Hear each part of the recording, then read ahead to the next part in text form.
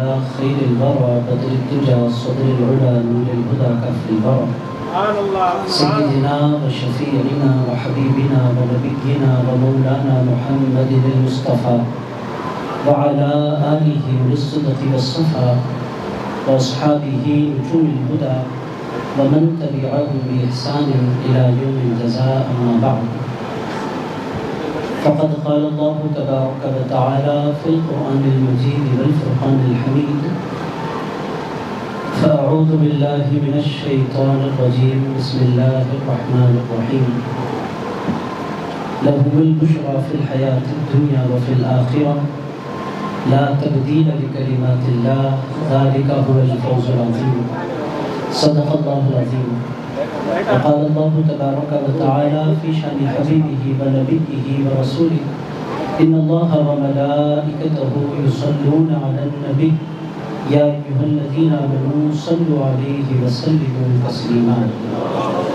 اللهم صل وسلم وزد وبارك على حبيبك سيدنا وشفيعنا ومولانا محمد وعلى آله وصحبه ووارث حاله ومقر كماله وابنه الكريم وبلده الشريف الغوث الأعظم.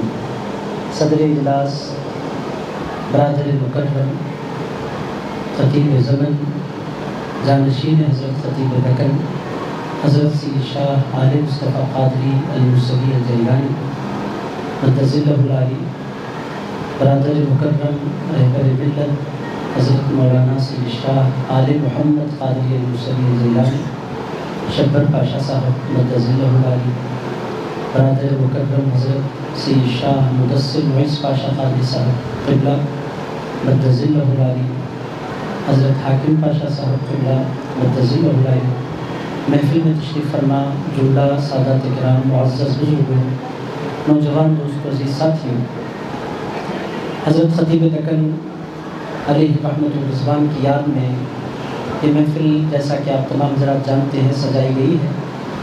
عزیز دوستوں، جن جن حضرات نے حضرت خطیب دکن مدظلہ العالی رحمۃ اللہ تعالیٰ علیہ کو اپنی آنکھوں سے دیکھا ہے، ان تمام کو اچھی طرح یاد ہے۔ حضرت خطیب دکن رحمۃ اللہ تعالیٰ علیہ کا خاصہ یہ تھا کہ وہ جب بھی بیٹھتے تو کچھ بولنے کی حاجت نہیں رہتی، وہ بیٹھتے تو اللہ نے صورت ایسی بنائی تھی کہ جی چاہتا تھا دیکھتے رہ جائے۔ عزیزان گرامی قدر، اللہ نے غیر معمولی حسن اور جمال سے اللہ تعالیٰ نے ان کو نوازا تھا۔ عزیزان گرامی قدر، غیر معمولی اللہ تعالیٰ نے کشش رکھی تھی ان کے چہرے، جی چاہتا تھا کہ گھنٹوں دیکھیں، اللہ تعالیٰ نے اسے بنایا تھا۔ عزیزان گرامی قدر، ان کی آنکھیں ایسی کہ جی چاہے ڈوب جائیں۔ عزیزان گرامی قدر، داڑھی مبارک ایسی کہ ایسی داڑھی پھر دیکھنے میں نہیں آتی۔ اور عزیز دوستوں، پھر وقار اور تمکنت، عزیزان گرامی قدر، یہ چیزیں دنیا میں کم کم ہی نظر آتی ہیں، شاذ ہی نظر آتی ہیں۔ اور پھر جو سطوت تھی اور جو وقار تھا، جو ہیبت تھی، جو دبدبا تھا، عزیز دوستوں، جب وہ بیٹھ جاتے کسی محفل میں تو اچھے اچھے بولنے والے بولنا بھول جاتے تھے۔ عزیزان گرامی قدر، جب وہ بیٹھتے تھے کسی مجلس میں تو پھر کوئی بولتا نہیں تھا۔ اور عزیزان گرامی قدر، حضرت خطیب دکن رحمۃ اللہ تعالیٰ علیہ کو اللہ تعالیٰ نے ایسا بنایا تھا، جتنے علماء ہوتے ہیں آپ ڈائس پر ان کو کھڑا کریں، وہ بول سکتے ہیں، بولتے ہیں، اپنی بات پہنچاتے ہیں، مگر ڈائس سے جب وہ اتر جاتے ہیں تو پھر وہ اپنی بات، اپنا پیغام نہیں پہنچا سکتے۔ میں خود اپنے بارے میں بولتا ہوں، مجھے مائک پر ٹھہرا میں بول سکتا ہوں، مائک سے مجھے اتار دیں میں کچھ نہیں بول سکتا، لوگ میرے پاس آ کر بیٹھتے ہیں۔ مگر عزیزان گرامی قدر، پرسنل جب کوئی ملاقات ہوتی ہے، خیر خیریت کے بعد بات کرنے کا سلیقہ ہر بندے کے اندر نہیں ہوتا۔ مگر حضرت خطیب دکن کا خاصہ کیا تھا، وہ جس طرح مجلس میں مائک پر جس شان کے ساتھ بولا کرتے تھے، نجی مجلسوں میں بھی اسی شان کے ساتھ بولا کرتے تھے۔ عزیزان گرامی قدر، وہ ایک بندہ بھی اگر ان کو مل جاتا، سننے والا، دل لگانے والا اور کچھ سمجھنے کی نیت سے ان کی خدمت میں بیٹھنے والا، میرے دوستوں، وہ 5 منٹ کے لیے آئے تو حضرت آدھا گھنٹہ اسے دین سمجھایا کرتے تھے۔ عزیز دوستوں، ان کی نجی مجلسیں بھی دین والی مجلسیں ہوتی۔ عزیز دوستوں، دنیا ان کے پاس نہیں تھی، وہ دین ہی دین ہوتا۔ میرے دوستوں، میں گھنٹوں بیٹھتا، کبھی 1 گھنٹہ، کبھی 2 گھنٹے، کبھی کبھی تو ایسا بھی گزرا کہ پوری رات مجھے جانے نہیں دیتے، فرماتے بیٹھو، میں بیٹھا رہتا۔ اور میرے دوستوں، اللہ کی قسم، حضرت موسیٰ قادری کے آستانے پر میں کھڑا ہوں، ان کا جو گفتگو کا عنوان ہوتا کبھی دنیا داری نہیں ہوتا، وہ جب بھی بات کرتے اللہ کے دین پر بات کرتے۔ اور عزیزان گرامی قدر، دین میں بھی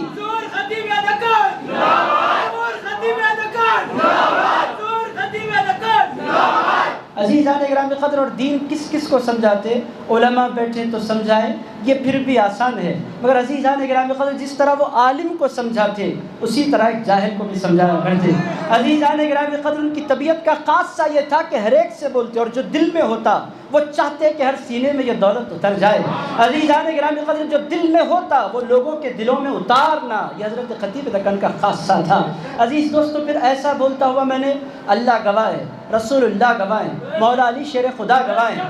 عزیزان گرامی قدر اسٹیج پر تو میں نے بہت سے بولنے والوں کو دیکھا، مگر نجی مجلسوں میں اللہ کی قسم شہزادہ غوث اعظم جیسا بولنے والا کسی کو نہیں دیکھا۔ عزیز دوستو، اور وہ جب نجی مجلسوں میں نے کس کس کو نہیں دیکھا، میرے دوستو میں نام بولوں تو گڑبڑ ہو جائے، مگر اچھے اچھوں کو دیکھا۔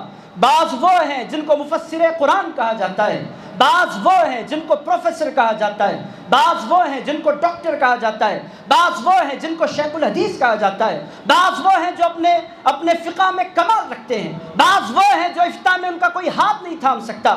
عزیزان گرامی قدر، الگ الگ پہلوؤں میں کمال رکھنے والے جب ان کی خدمت میں پہنچتے تو ایسا محسوس ہوتا کہ ایک استاد کی خدمت میں شاگرد بیٹھے ہوئے ہیں۔ عزیزان گرامی قدر،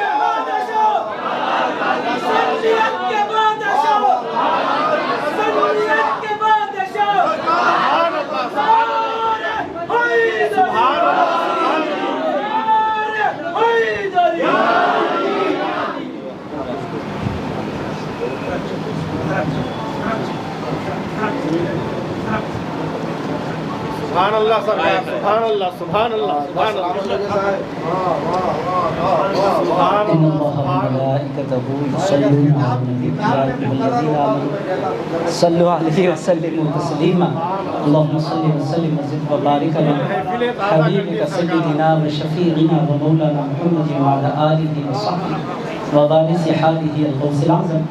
عزیزان گرامی قدر، میں عرض کر رہا ہوں کہ حضرت کو اللہ تعالیٰ نے نجی مجلسوں میں جو بولنے کا خاصہ عطا فرمایا تھا وہ تو آپ حضرات دیکھا ہی آپ حضرات نے، اور پھر اسٹیج پر جب تشریف لاتے ہیں اور مائک پر جب تشریف لاتے ہیں، عزیز دوستو اس کا تو رنگ ہی کیا ہے، میں آپ سے کیا کہوں۔ عزیز دوستو، ان کے بولنے کی حاجت نہیں تھی، اگر وہ اسٹیج پر آ کر بیٹھ جاتے تو عزیز دوستو پھر کیسے سے کیسا بولنے والا ہو، جی نہیں چاہتا کہ اس کا کلام سنے، جی چاہتا بھائی آپ تقریر ختم کرو، ہم حضرت خطیب دکن کو سننا چاہتے ہیں۔ عزیزان گرامی قدر، بولنے کا کمال کیا تھا، لہجے میں اس قدر کشش تھی بچپنے سے۔ عزیز دوستو، میں نہیں سمجھتا کہ میں نے ہوش بھی سنبھالا ہوگا، اور حضرت خطیب دکن 3-4 سال کی میری عمر، ہر سال سرکار لاؤبالی کے عرس مبارک میں حضرت خطیب دکن رحمۃ اللہ تعالیٰ علیہ کا خطاب، اور میرے دوستو کس کیفیت کے ساتھ وہ خطاب، عزیز دوستو کس انہماک کے ساتھ وہ خطاب ہوتا، اور آواز میں کشش ایسی۔ عزیز دوستو، یہ کم لوگوں کو یہ ساری کی ساری چیزیں، حسن یہ اللہ کی جانب سے ہے، عزیزان گرامی قدر رعب یہ اللہ کی جانب سے ہے، ہیبت یہ اللہ کی جانب سے ہے، دبدبا یہ اللہ کی جانب سے ہے۔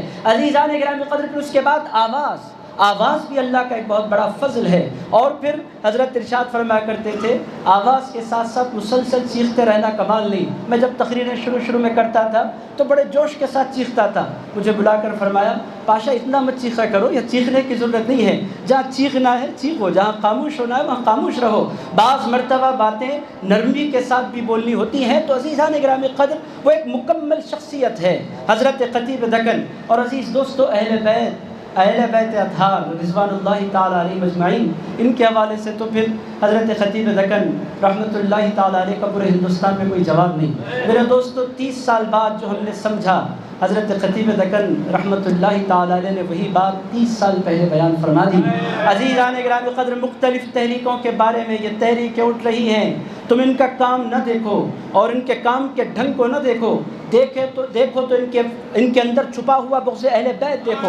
عزیز دوستو، جب ہماری سمجھ میں نہیں آتا تھا، مجھے بڑا برا لگتا تھا، کچھ لوگ سنت کو عام کرنے میں لگے ہیں، کچھ لوگ لوگوں کو نماز پڑھانے میں لگے ہیں، کچھ لوگ لوگوں کی اصلاح کرنے میں لگے ہیں، کچھ لوگ لوگوں کے ظاہر کو سنوارنے میں لگے ہیں، اور حضرت جب جی چاہتا ہے ان پر اس قدر رقیق حملے کرتے ہیں۔ مگر عزیز دوستو، جب 30 سال پہلے ہماری عقل بہت کم تھی اور ہم نہیں سمجھ سکے تھے کہ یہ کیا ہے، مگر میرے دوستو پھر 2010 کے بعد حالات کھلتے گئے اور دنیا نے دیکھا جو 30 سال پہلے خطیب دکن نے فرمایا تھا وہ منو عن 100% درست ثابت ہوا۔ عزیز دوستو، یہ مومن کی فراست ہوتی ہے۔ آقا کائنات علیہ الصلوۃ والسلام نے ارشاد فرمایا تھا اتقوا فراست المؤمن۔ میرے دوستو، آپ دیکھتے ہیں تو آنکھ سے دیکھتے ہیں، میں دیکھتا ہوں تو آنکھ سے دیکھتا ہوں، ہم دیکھتے ہیں تو آنکھ سے دیکھتے ہیں، ہم وہی دیکھتے ہیں جو نظر آتا ہے، مگر جو مومن ہوتا ہے وہ سر کی آنکھوں سے نہیں دیکھا کرتا، وہ دل کی آنکھوں سے دیکھا کرتا ہے۔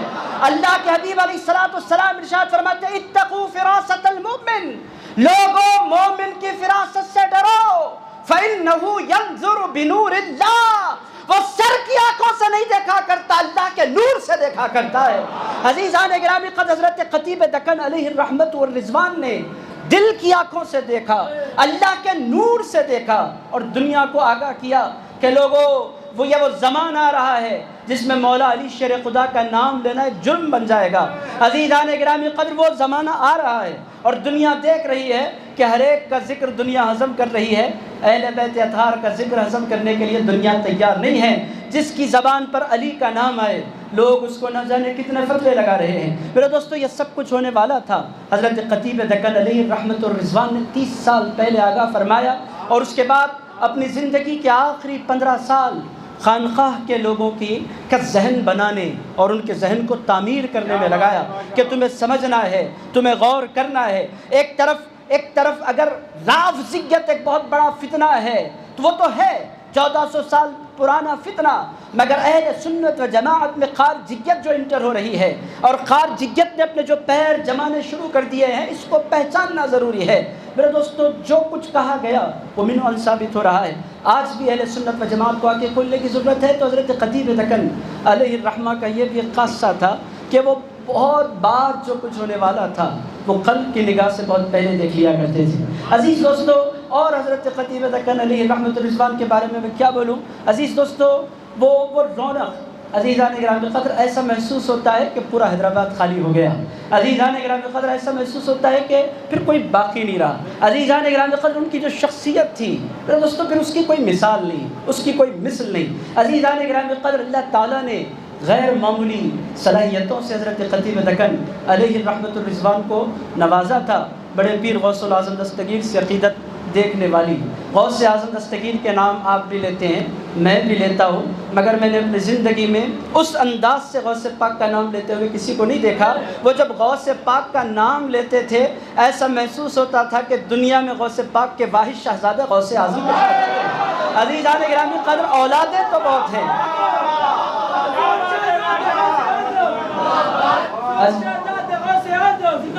عزیزان گرامی قدر، غوث اعظم دستگیر کی نسبت پر جو ناز ہے، عزیزان گرامی قدر، سب غوث پاک کی اولاد بہت ہے۔ یہاں میں اس مجلس میں 10-12 بڑے پیر غوث الاعظم دستگیر کے پوترے بیٹھے ہیں، مگر میرے دوستو، جو غوث الاعظم دستگیر کی بادشاہت کا احساس حضرت خطیب دکن کو تھا، عزیزان گرامی قدر، اور وہ جب بیٹھتے تھے ایسے بیٹھتے تھے جیسے کوئی پرنس بیٹھتا ہو۔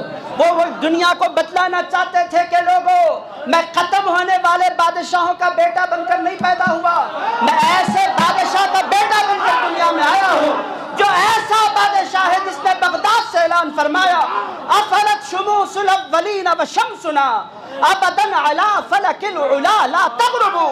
ارشاد فرماتے تھے کہ لوگوں، دنیا کے جو بادشاہ ہیں ان کا سورج نکلتا بھی ہے، ڈوبتا بھی ہے، شہزادہ غوث اعظم کا بابا وہ ہے کہ اس کا سورج نکلا تو ہے، قیامت تک ڈوب نہیں سکتا۔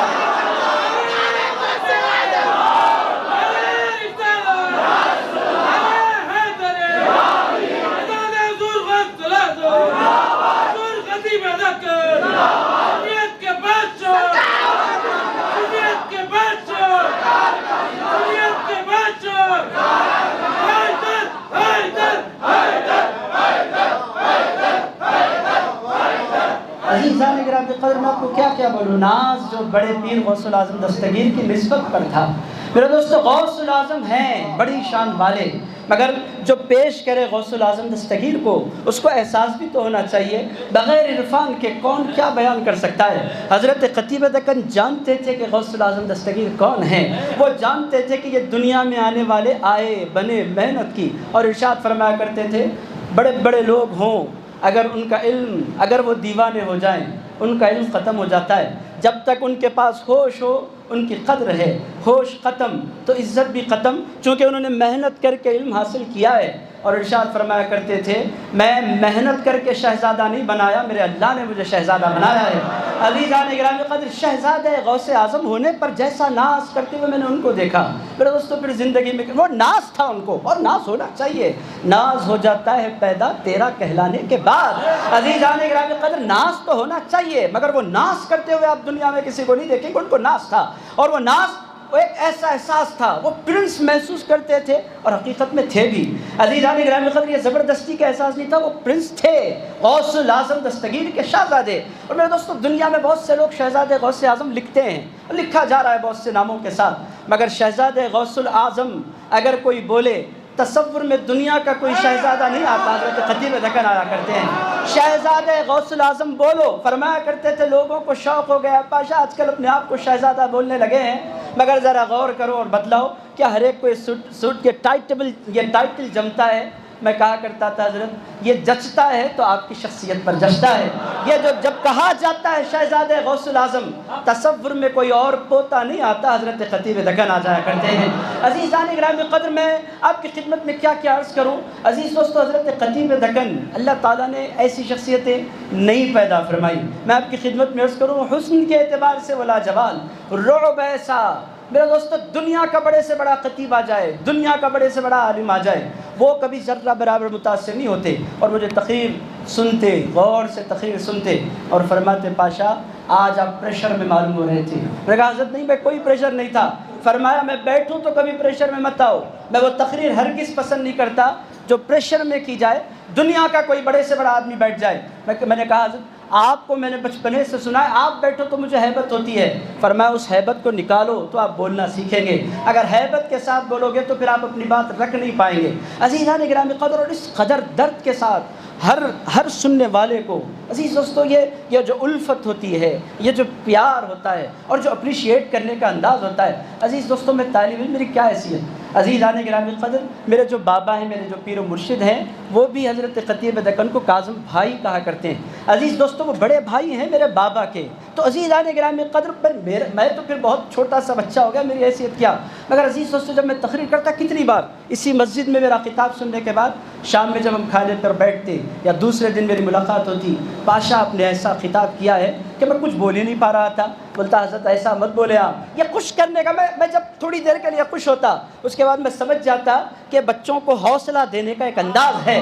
عزیزان گرامی قدر، اس کے بعد جب میں نے خطابات کیے تو وہ خوف میرے دل میں نہیں رہا. حضرت نے ایسا مجھے خوش کیا، کم کیا مجھے. اور میرے دوستو، جب میں اچھا خطاب کرتا تو پھر اس کو باضابطہ اپریشیٹ کرتے. آپ نے خطاب، وہ فلاں موقع پر یہ خطاب کیا یوٹیوب پر، اور آپ میرا نام استعمال کر رہے ہیں. ایک مرتبہ اس سے فرمایا، میں نے کہا آپ کا نام میں نے کب استعمال کر؟ فرمایا میں نے کیا. کہنے لگے کاظم پاشا مارو تو نیچے رضوان پاشا آ رہا ہے، یہ کیا قصہ ہے؟ مجھ سے فرمایا جب میں اپنا نام ٹائپ پر لکھتا ہوں تو تمہارا نام اور تمہاری تقریر آ رہی ہے، قصہ کیا ہے؟ تم میرا نام تو نہیں استعمال کر رہے.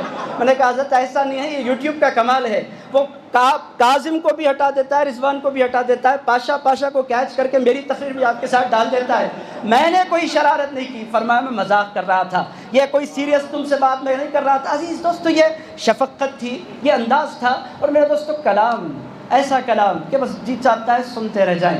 عزیز دوستو، گفتگو ایسی کہ جو کانوں سے ٹکرا کر نہیں رہ جاتی، جو کانوں سے ٹکرا کر دل کے اندر اتر جایا کرتی ہے. عزیزان گرامی قدر، کلام ایسا کہ ایسا کلام پھر کم لوگوں کا تو بہرحال. عزیز دوستو، آج خصوصی خطاب رہبر ملت حضرت شبر پاشا صاحب مدث اللہ العالی کا ہونا ہے، ورنہ میں تو چاہوں تو گھنٹوں بولوں. حضرت خطیب دکن میری پسندیدہ شخصیات میں سے ہے. عزیزان گرامی قدر، جن کو میں نے سنا بہت، سمجھا بہت، پڑھا بہت، اور عزیزان گرامی قدر جن سے میں نے سیکھا بہت. اور پوری دنیا مجھے آج کل ترجمان قادریت کہہ رہی ہے. ترجمان قادریت میں بنا نہیں، ترجمان قادریت مجھے حضرت خطیب دکن نے بنایا ہے. عزیزان گرامی قدر، انہوں نے مجھے باضابطہ ٹائٹل دی، نہ صرف ٹائٹل دی بلکہ سرٹیفکیٹ بھی دیا. فرمایا میں آپ کو یہ ٹائٹل دے رہا ہوں اور آپ کو یہ چلانا ہے. میں نے کہا آپ نے دے دیا ہے، اب مجھے چلانے کی ضرورت نہیں ہے، دنیا ترجمان قادریت چلاتی رہے گی. تو عزیز دوستو، بہرحال حضرت خطیب دکن رحمۃ اللہ تعالیٰ علیہ کو بھلایا نہیں جا سکتا. اللہ تعالیٰ فرماتا ہے لَهُمُ الْبُشْرَى فِي الْحَيَاةِ الدُّنْيَا وَفِي الْآخِرَةِ. ارشاد فرمایا ان کے لیے خوشخبری ہے دنیا میں بھی اور آخرت میں بھی جو اللہ والے ہوتے ہیں ان کی دنیا بھی لاجواب ہوتی ہے اور ان کی آخرت بھی لاجواب ہوتی ہے۔ آج کس شان کے ساتھ وہ آرام فرمائے۔ ایک طرف حضرت پیر شاہ محی الدین ثانی ہیں۔ عزیز دوستو، سرکار پیر شاہ محی الدین ثانی کون ہے؟ میرے دوستو، آپ تمام حضرات جانتے ہیں یہ پیر شاہ محی الدین ثانی وہ ہیں جن سے سرکار پیران پیر غوث الاعظم دستگیر نے فرمایا تھا، محی الدین ذرا اپنی شکل تو دیکھو، تمہاری صورت ہو بہو مجھ جیسی ہے۔ عزیزان گرامی قدر، یہ پیچھے حضرت پیر شاہ محی الدین ثانی آرام فرما رہے ہیں، اس جانب دیکھیں حضرت سرکار سیدنا موسیٰ قادری آرام فرما رہے ہیں، اور عزیزان گرامی قدر ان دونوں کے درمیان ان دونوں کا شہزادہ حضرت قطیب دکن آرام فرما رہے ہیں۔ تو عزیزان گرامی قدر جگہ بھی اللہ تعالیٰ نے دی تو بے مثال دی، اور عزیزان گرامی قدر اپنے بزرگوں سے نسبتوں کا عالم کیا، اگر وہ چاہتے تو بہت بڑی ان کی درگاہ بن سکتی تھی، اگر انہوں نے فرمایا مجھے اپنی درگاہ نہیں بنانی ہے، مجھے اپنے بزرگوں کے قدموں میں دفن ہونا ہے، یہ بزرگوں سے ان کی نسبت تھی، ورنہ اتنے غلام ان کے پھیلے ہوئے پورے ہندوستان میں کوئی بھی علاقے میں ایکڑوں پر ان کی درگاہ تعمیر ہو سکتی تھی، مگر فرمایا مجھے درگاہ نہیں چاہیے، مجھے اپنے بزرگوں کے قدم چاہیے۔ یہ حضرات اولیاء اکرام سے اور بالخصوص سرکار غوث الاعظم دستگیر سے ان کی نسبت یہ تھی۔ تو عزیزان گرامی قدر حضرت خطیب دکن پھر دنیا میں نہیں آ سکتا، اللہ تعالیٰ نے ایک بنایا، انمول بنایا، بے نظیر بنایا، لاجواب بنایا، بے مثل بنایا، مگر عزیز دوستو جب دل چاہتا ہے ان کا جلوہ دیکھیں تو وہ جلوہ کبھی حضرت علی پاشا کی شکل میں نظر آتا ہے، کبھی حضرت حسنین پاشا کی شکل میں نظر آتا ہے، اور کبھی حضرت شبر پاشا کی شکل میں نظر آتا ہے۔ اور عزیزان گرامی قدر بیٹے میں اگر باپ کے گن نہ ہو تو کس میں ہوں گے؟